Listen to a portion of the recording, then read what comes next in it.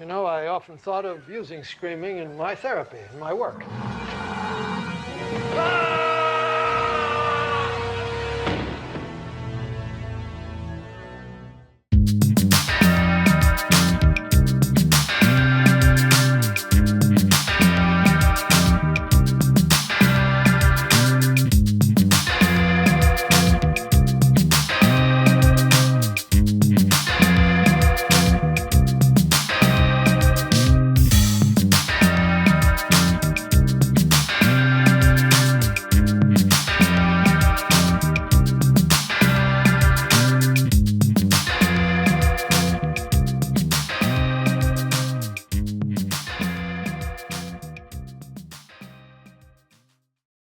Hey gang, Sonny and me here, welcoming you a hopefully nice back to school time.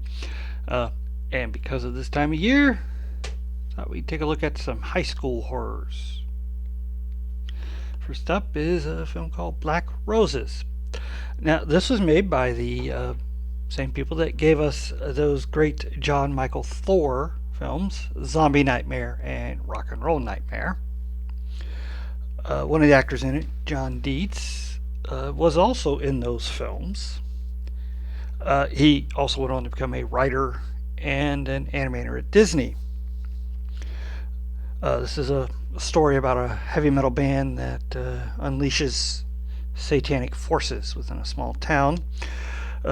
Some of the band members were played actually by real rock and roll musicians, most prominently Carmine Appice. I believe that's how you pronounce his name, who for some reason was billed as the character Vinny Appice, which of course is his famous brother. Some of the cast includes Creature from the Black Lagoon star Julie Adams, and the great character actor Ken Swalford, who you might have seen in everything from Ellery Queen, Columbo. He was the principal on Fame, the TV series version. We also have Carla Ferrigno, wife of the Incredible Hulk himself, Lou Ferrigno. And in his screen debut, Big Pussy himself, Vincent Pastore. The film opens with Black Roses giving a concert, and a very strange thing happens to the audience.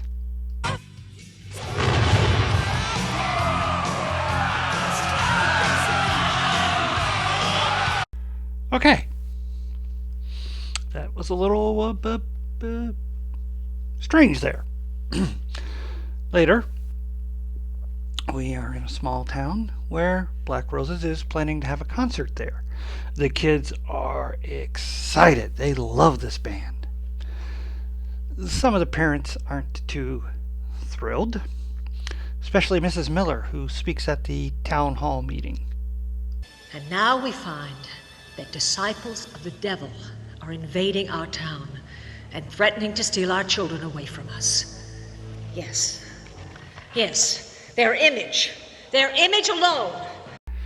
Harsh words. But then, the mayor steps up, and he has a few things to say about music in general.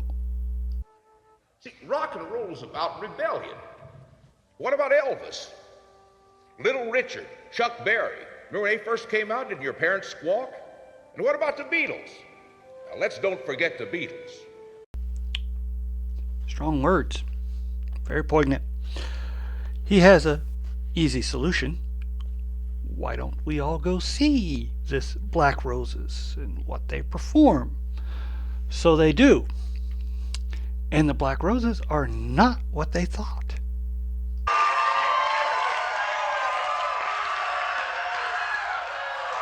I'd like to sing a song about my home.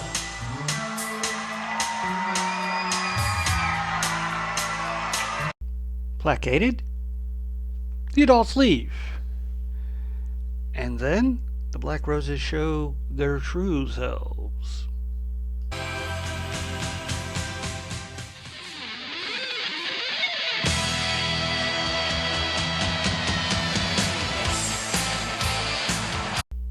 The next day, the English teacher, Mr. Morehouse, notices that kids all seem to be acting different.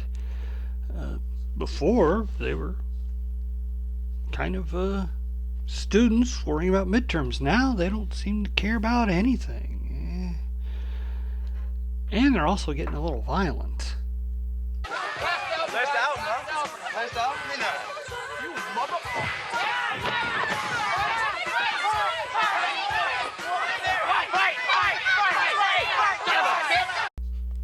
Tony doesn't usually get that violent.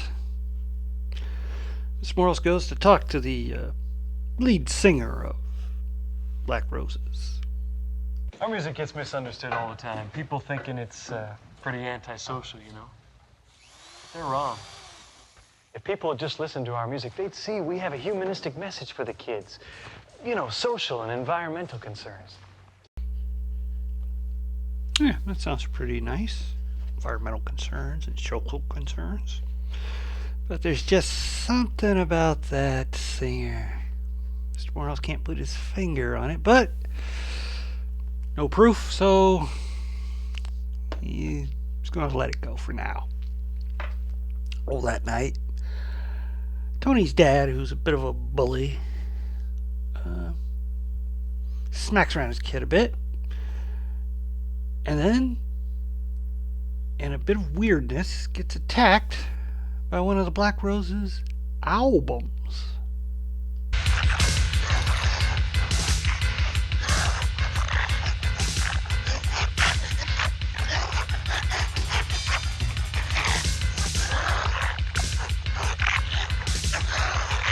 And once again, Big Pussy is whacked. But that's nothing compared to what's happening to the kids at the concert.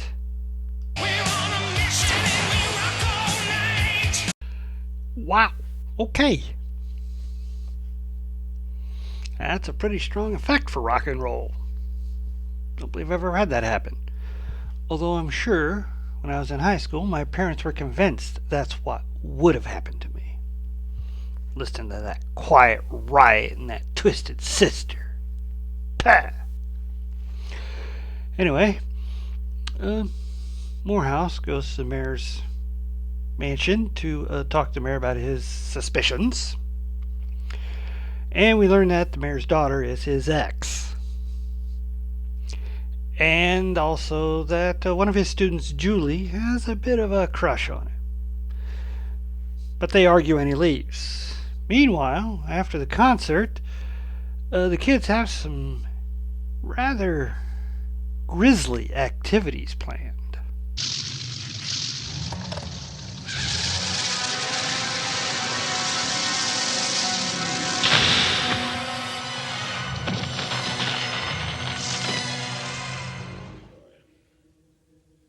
Couldn't sleep, son?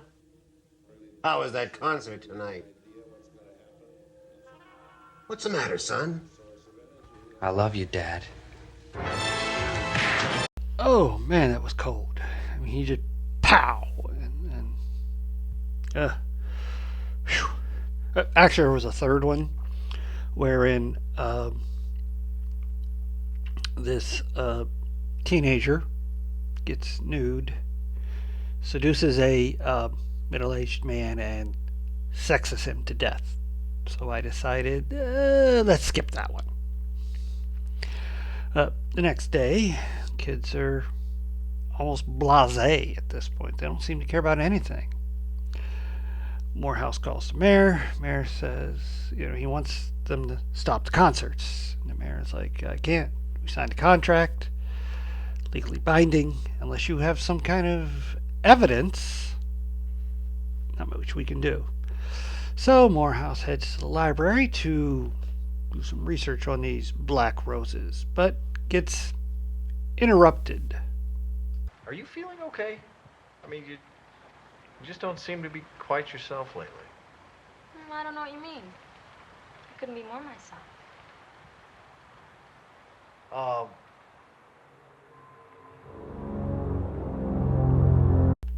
Man, those kids are creepy.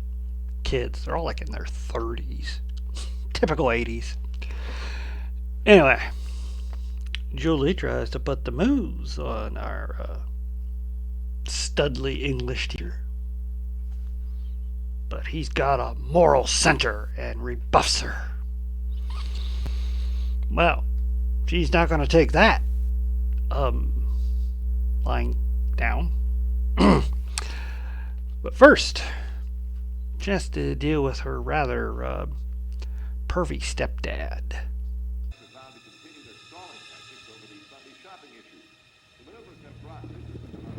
Yes. I do. Don't stop now. Man, these kids are vicious.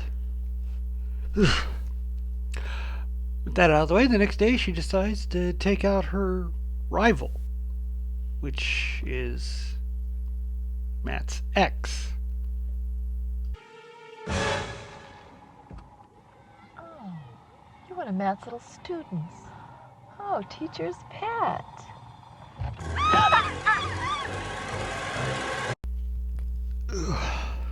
Ugh. Getting nasty now. Having the car burst into flames to cover the murder, Julie then heads over to Mr. Morehouse's home, and she does not take the second rejection very well at all. Oh.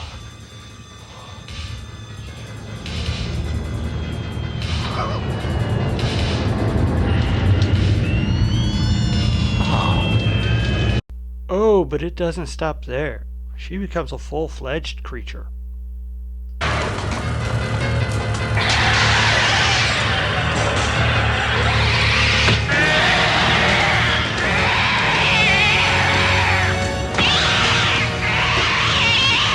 Man, what a day. Student turns into some kind of demonic beast. You have to kill her. The rest of your students are in danger of becoming the same. Looks like he's going to have to get some supplies to take care of this band.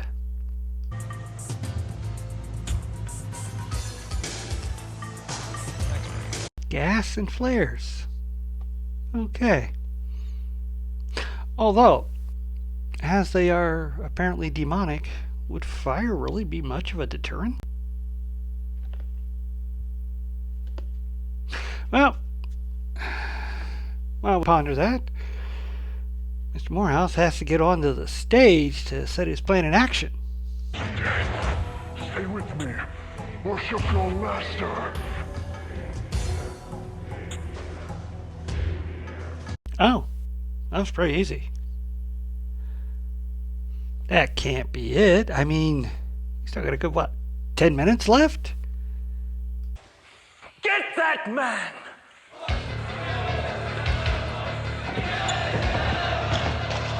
Johnny. Well, now that he's captured, I guess it's time for our villain / head demon to do a little monologuing and, oh, what the heck, go full mask off.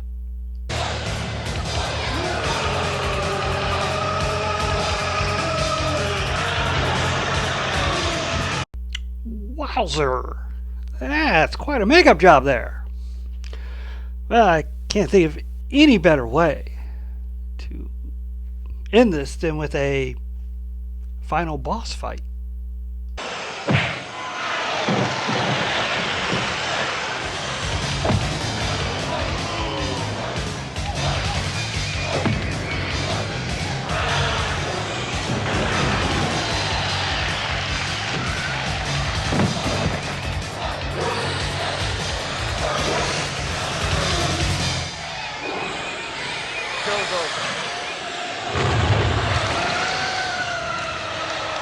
Oh, well, I guess fire does work.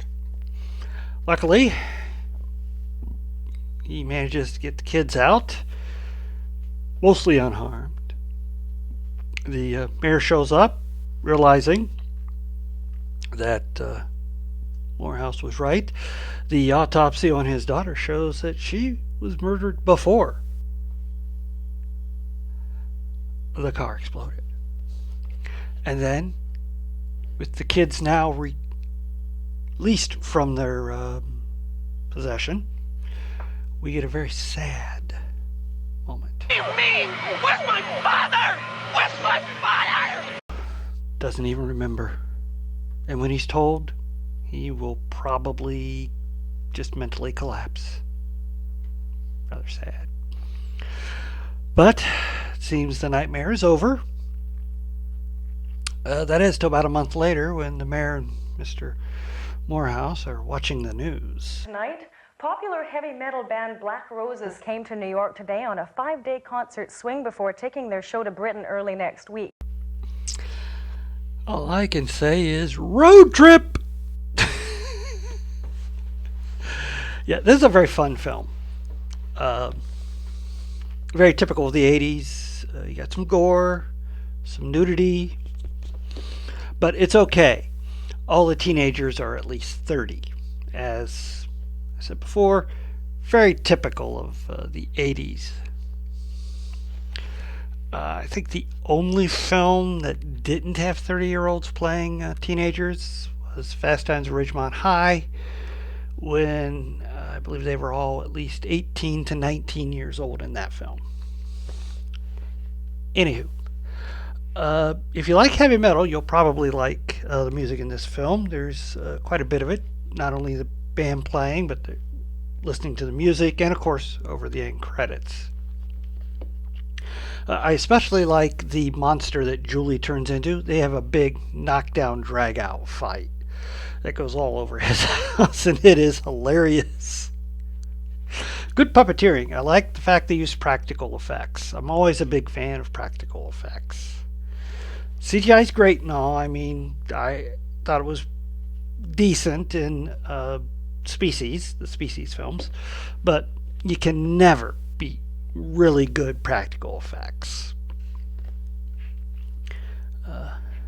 Yeah, fairly good acting. I mean, you got some name actors like Julianne Adams and Ken Swalford, and as Damien, you got Jordan Dietz, and yeah, it's a very typical heavy metal demonic possession thing, which was a big worry back then. For those of you in my generation, I'm sure you remember the Satanic Panic of the 80s. My parents literally went through my cassette collection. We had cassettes back then. This is pre-DVD, let alone MP3s. And had to go through and check out all my Ozzy and Van Halen and Billy Squier to make sure I wasn't listening to anything satanic. Now, my brother was helping them and gladly volunteered to get rid of any of the questionable tapes, which he helped them identify. Yeah, they ended up in his collection. Childhood. But yeah, it's I skipped over a lot of the classroom scenes and things because a little boring. It takes a little while to get going, but that last half, once they start becoming possessed and start their murder spree, pace picks up a bit. The ending is hilarious. I mean, the big knockdown, drag-out fight between the teacher and the monster. Who knew punches were effective against a monster? Reminds me very much of like some of the Lucadore films where they would use wrestling moves on vampires and werewolves and things. Because, you know, sure, go with your strengths. Yeah, very enjoyable film. I like it a lot. Actually, I like all three. They're not great, but Zombie Nightmare and Rock and Roll Nightmare and Black Roses. They sort of make a trilogy of heavy metal horror films. Although in Zombie Nightmare is just the soundtrack, but it also has Adam West in the cast. So, and Rock and Roll Nightmare has the most insane ending.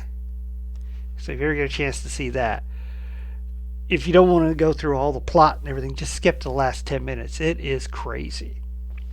Anyway, highly recommend this film. It's a very fun film. I have a soft spot in my heart for all these 80s films like this and Neon Maniacs and all that kind of craziness, because that's what I really got my horror education in. When I was a kid, it was all Universal, Hammer, Godzilla, and AIP. You know, the 30s, 40s, 50s, and 60s. But the 80s was when things got crazy. And it's probably why I'm a big slasher fan, especially of Halloween. Michael Myers is the man. Anyway, very fun film. Please hit like, share, and subscribe. And stay after the credits for my favorite scene, which will have you howling with laughter.